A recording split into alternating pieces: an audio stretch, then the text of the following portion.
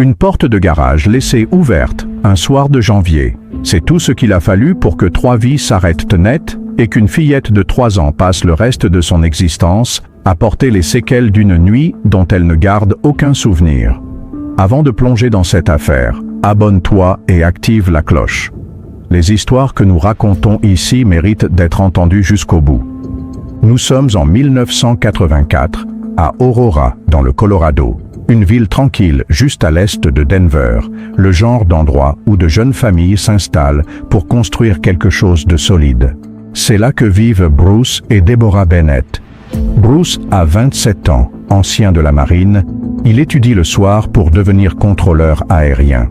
Deborah, 26 ans, a dû grandir vite après avoir perdu sa mère jeune et pris soin de ses frères et sœurs. Ensemble, ils tiennent une entreprise familiale de meubles et viennent d'acheter leur première maison. Leurs 2 filles, Melissa, 7 ans, et Vanessa, 3 ans, sont toute leur vie.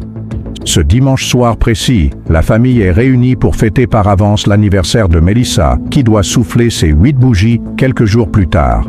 La grand-mère, Connie, et les oncles sont là. On offre un petit orgue jouet à la fillette qui s'en donne à cœur joie. Le gâteau est coupé, les rires fusent. La soirée est de celles qui ne s'oublient pas. Puis les invités repartent un par un dans le froid.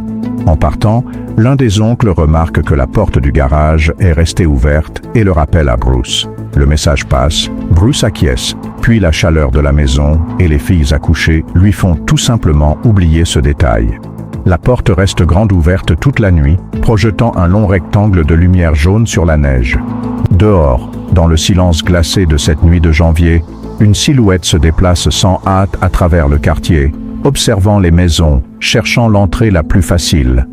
Il n'a besoin de rien forcer. Il repère ce rectangle de lumière, cette invitation involontaire, et s'y engouffre. Le lendemain matin, lundi 16 janvier 1984, personne ne se présente au magasin de meubles familial, du jamais vu. Les appels au domicile restent sans réponse. Connie, la grand-mère, n'attend pas d'explication. Elle sait, comme seule une mère peut savoir, avant même d'avoir la moindre preuve. Elle prend sa voiture et se rend sur place. La porte du garage est toujours ouverte. Le silence qui règne dans la maison n'a rien de paisible, c'est celui qui s'installe juste avant que l'horreur ne devienne visible. Elle avance, aperçoit quelque chose au pied de l'escalier, et son esprit refuse un instant d'accepter ce qu'il voit. Puis elle court, elle hurle, elle martèle la porte des voisins de ses 2 poings.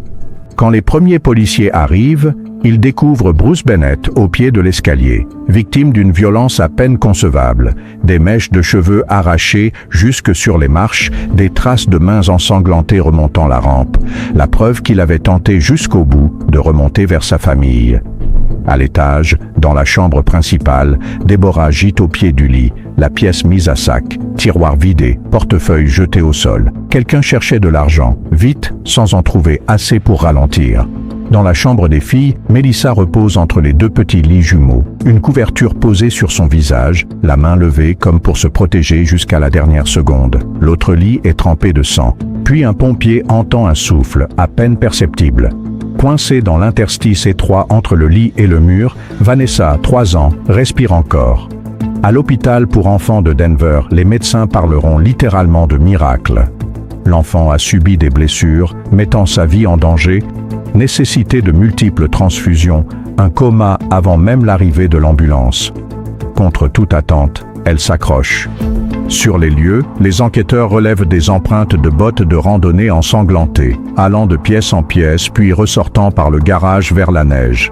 Des empreintes qui n'appartiennent à personne ayant assisté à la fête. Le couteau retrouvé dehors provient de la propre cuisine des Bennett. Mais le marteau, lui, l'arme du crime, a disparu. L'agresseur l'a apporté avec lui et repart avec. Ce détail seul indique aux enquêteurs qu'ils n'ont pas affaire à un geste de panique, mais à quelqu'un qui est venu préparer, avec l'intention de repartir.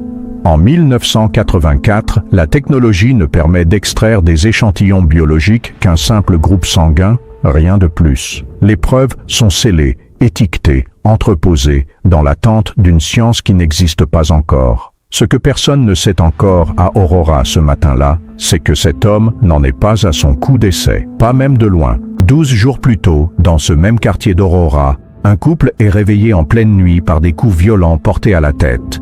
La porte du garage, encore une fois, était restée ouverte. Tous deux survivent, mais leur sac à main est vidé et l'assaillant s'évapore dans la neige.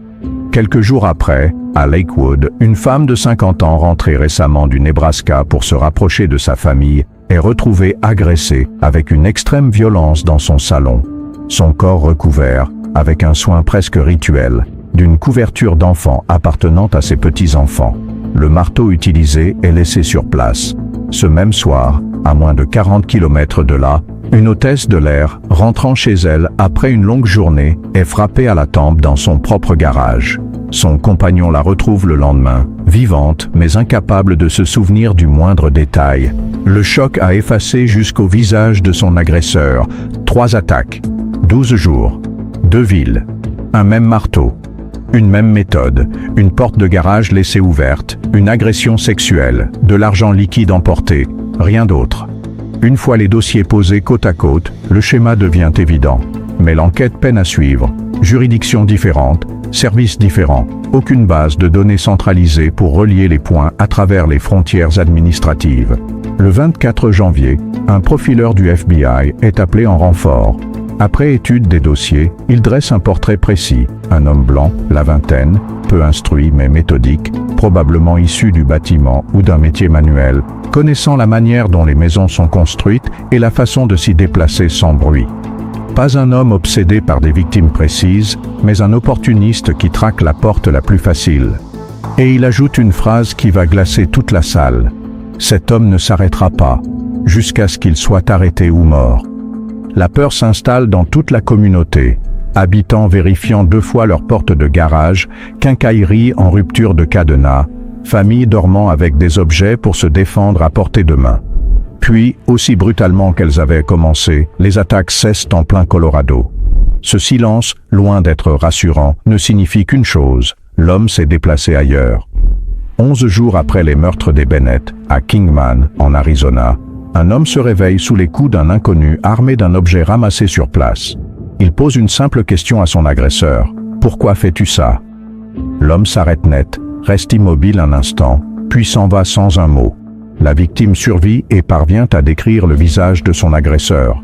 Quelques heures plus tard, une patrouille repère un homme débraillé près d'une station-service, cherchant à faire du stop. Les chaussures de l'homme correspondent exactement aux empreintes relevées sur la scène de crime. Il tente de fuir, en vain. Il s'appelle Alex Christopher Ewing, 23 ans. Son passé révèle un parcours de petit larcin à travers plusieurs États, jamais assez longtemps au même endroit pour laisser une trace véritable, un passage en détention pour mineurs, un bref séjour en famille d'accueil qu'il quitte rapidement. En 1983, il travaille dans le bâtiment à Denver, dans les mêmes quartiers d'Aurora et de Lakewood, où se trouvent justement toutes ces maisons au garage laissées sans surveillance après la tombée de la nuit. Il ne traque pas des personnes précises, il lit la vulnérabilité des lieux comme d'autres liraient une pièce. En août de la même année, alors qu'il est transféré entre 2 établissements en attente de son procès, le convoi s'arrête pour faire le plein dans le Nevada. Le temps que les gardes règlent l'essence, Ewing s'évapore. Cette nuit-là même, un couple est violemment agressé chez lui à coups de manche de hache. L'homme en gardera des séquelles cérébrales permanentes. La femme ne doit sa survie qu'à son immobilité totale, faisant croire à sa propre mort. Après 4 jours d'errance dans le désert du Nevada, sans argent ni nourriture, Ewing est repéré grâce à un appel téléphonique intercepté où il demande à son frère de venir le récupérer. Des Rangers le retrouvent déshydraté près d'une cabine téléphonique. Sommé de s'arrêter sous la menace d'une arme, il obéit enfin. Son procès pour les crimes commis dans le Nevada ne dure que 2 heures, coupable sur tous les chefs d'accusation.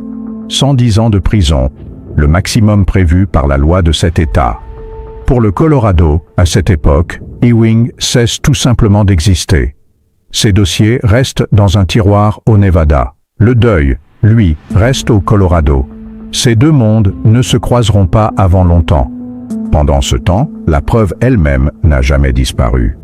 Des échantillons biologiques prélevés sous le corps de Melissa et sur une couette de la chambre des filles avaient été soigneusement conservés dès 1984, mais la science de l'époque ne pouvait en tirer qu'un simple groupe sanguin.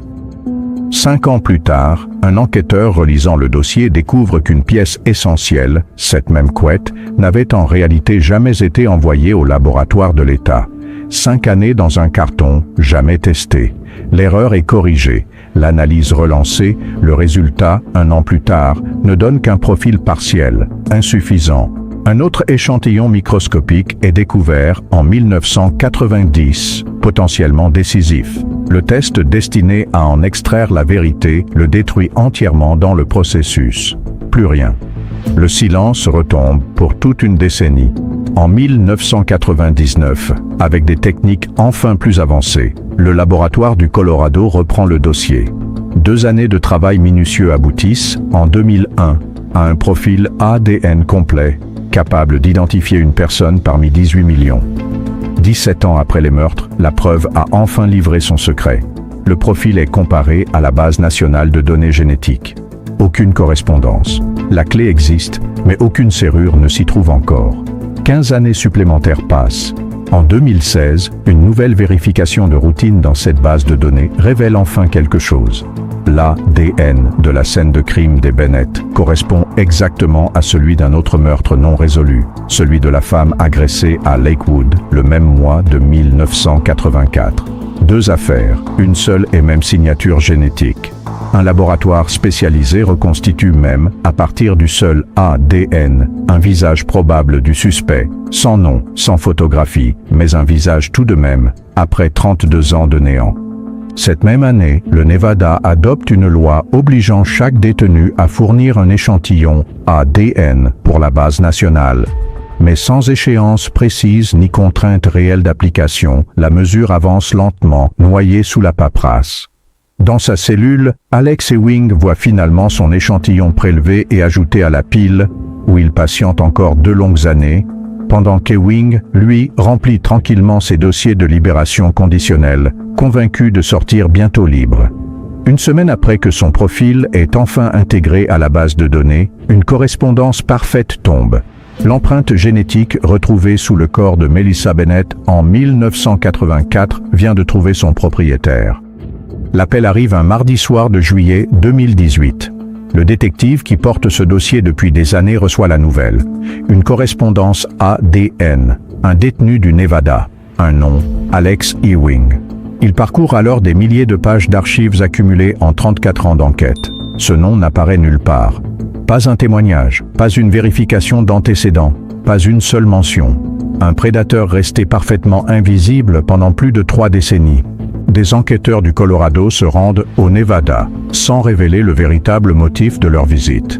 Ewing se confie librement, évoque son enfance, une maladie qui l'aurait profondément changé, et surtout, sans qu'on le lui demande, ses années de travail dans le bâtiment à Aurora et à Lakewood, se plaçant lui-même, de son propre aveu, exactement là où 4 personnes avaient été tuées en 12 jours. Le lendemain, face à des photographies des scènes de crime, il nie tout, avec l'aisance tranquille d'un homme qui porte ce secret depuis si longtemps qu'il a fini par l'enterrer. Mais quand on lui montre la photo d'une victime vivante, souriante, puis celle de la même pièce après le drame, quelque chose se brise enfin derrière son regard. Il demande un avocat. Un mandat est obtenu, un prélèvement ADN effectué directement sur Ewing. Les résultats ne laissent plus la moindre place au doute. Correspondance parfaite avec les 2 scènes de crime. Le 10 août 2018, les enquêteurs annoncent publiquement qu'ils ont enfin identifié leur homme. Pendant 16 mois, ses avocats multiplient les recours pour empêcher son transfert vers le Colorado, contestant chaque point de procédure. Chaque appel est rejeté, jusqu'à la Cour suprême des États-Unis elle-même, qui refuse d'examiner l'affaire plus avant. En août 2020, 36 ans après avoir disparu dans la nuit glacée de janvier, Alex Ewing est ramené sous escorte au Colorado et formellement inculpé pour 4 chefs de meurtre au premier degré.